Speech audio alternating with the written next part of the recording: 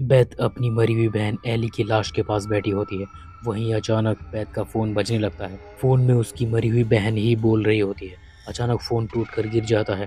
जैसे वो पलटकर देखती है, एली की आंखें खुली हुई होती हैं। एली अपनी पलकें झपकाती है और बेथ की तरफ देखती है, फिर उठकर बैठ जाती है। बेथ को यकीन नहीं होता कि उसकी बहन जिंदा कैसे हो सकती है। बेथ देखती है एली को बुखार है, इसलिए उसे बाथ टब में पानी के अंदर डुबा देते हैं। वहीं उसकी आंखें पलटने लगती हैं और वो हवा में उड़ जाती है।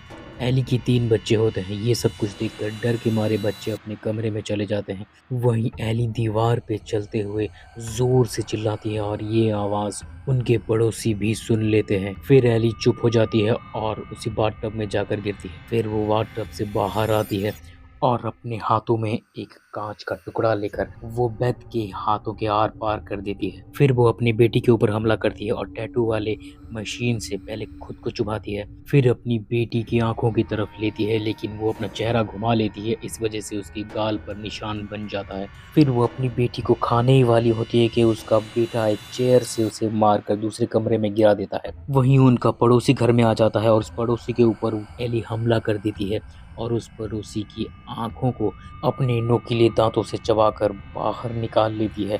फिर वो आँख को उगल देती है और वो उगला हुआ आँख जाकर दूसरे पड़ोसी के मुंह में जाकर गिरता है। एक आँख वाला पड़ोसी मर जाता है। ऐसे में बेथ मौका पाकर दरवाज़ा बंद कर देती है और सारे बच्चे एली से बच जाते हैं।